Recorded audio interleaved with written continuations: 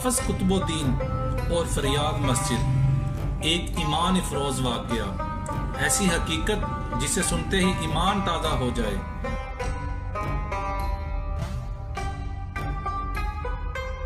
ایک مسجد کی پکار جو اپنی تعمیر کے لیے ایک درویش صفت انسان کو بار بار خواب میں آ کر فریاد کرتی ہے کہ مجھے تعمیر کرو، مجھے آباد کرو۔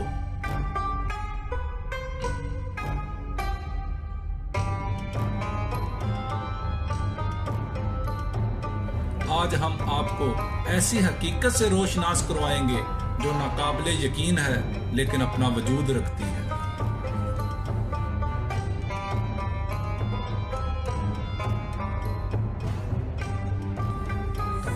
اس مسجد کی بنیاد سب سے پہلے 3 بھائیوں بابا شامہ، گاما اور غلام محمد نے کنواں کھود کر رکھی۔ اس کے کچھ عرصہ بعد بابا گاما اور غلام محمد کی وفات ہوگی تو بابا شامہ نے یہ مسجد کچی اینٹوں اور گارے سے تعمیر کی۔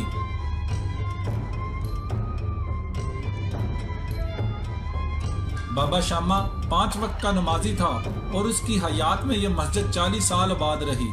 بابا شامہ کی وفات کے بعد یہ مسجد غیر آباد ہوگی، نمازی کم آنے لگے اور بالآخر ویرانے نے ڈیرے ڈال لیے۔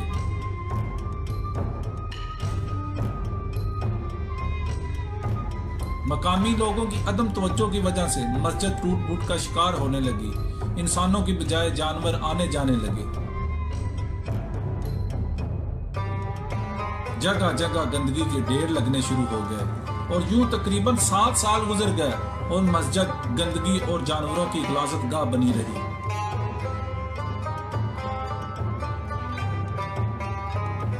ایک رات حافظ قطب الدین جو کہ ضلع گجرات میں مقیم تھے، خود کو خواب میں دیکھا کہ وہ ایک مسجد میں بیٹھے ہیں اور یہ مسجد کافی خستہ حال اور ٹوٹ پھوٹ کا شکار ہے۔ در و دیوار اور اطراف سے مجھے تعمیر کرو کی آوازیں آ رہی ہیں۔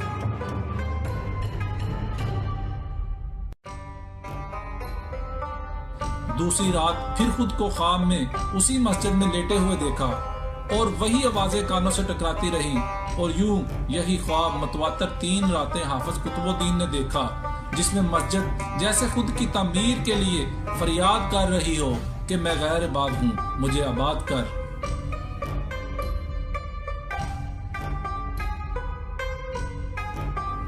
حافظ صاحب ایک درویش صفت انسان تھے جو ہمیشہ دینی علوم کی جستجو میں رہے اور اسی جستجو میں مختلف اساتذہ کرام سے قرآن پاک کی تعلیم حاصل کی اور کم عمری میں ہی قرآن پاک حفظ کر لیا۔ متواتر 3 راتیں خواب میں یوں مسجد کی فریاد سن کر آپ نے سید ولایت علی شاہ سے استخارہ کرنے کا طریقہ سیکھا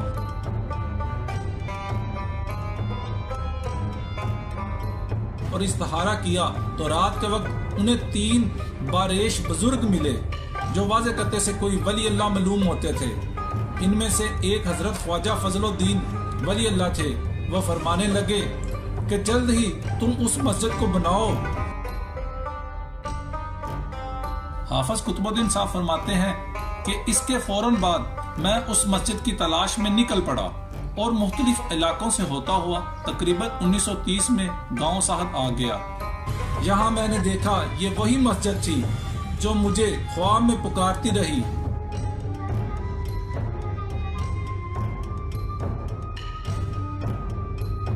میں نے اہل علاقہ سے سارا قصہ بیان کیا اور یوں فوراً مسجد کی صفائی ستھرائی کی اور ساتھ ہی جہاں تعمیر کی ضرورت تھی وہاں گارے مٹی سے مرمت کی اور مسجد کا کچھ حصہ نیا بنایا اور مسجد کا نام فریاد مسجد رکھ دیا۔ ساتھ ہی بچوں کو قرآن پاک پڑھانا شروع کر دیا۔ یوں یہ سلسلہ جاری رہا۔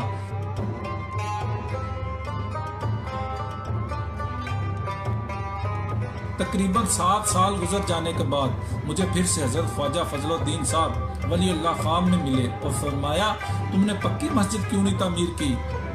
تو میں نے عرض کی جناب میرے پاس اس کی تعمیر کے لیے پیسے نہیں ہیں۔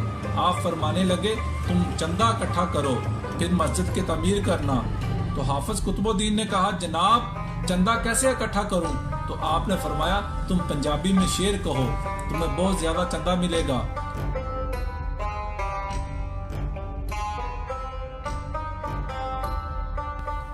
اس کے بعد آپ نے باقاعدہ پنجابی زبان میں شاعری شروع کر دی اور بہت ہی اعلیٰ پائے کے شعر کہے۔ آپ کی شاعری صوفیانہ ہے اور آپ نے حالات حاضرہ پر بھی شعر لکھے۔ آپ نے اپنی حیات ہی میں ان اشعار کو ایک کتاب کی شکل میں اکٹھا کر کے چھپوایا۔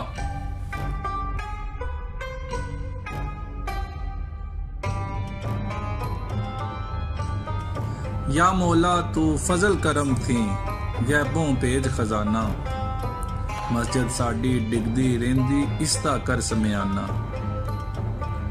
باخرمت پاک محمد سندی مدد پیج خدایا، جویں مکے دیاں لوکاں کولوں کعبہ تو بنوایا، مسجد ساڈی پکی ہو جائے فضلوں یا رب باری، غسل خانے تے حجرے بن جن لنگر ہو جائے جاری،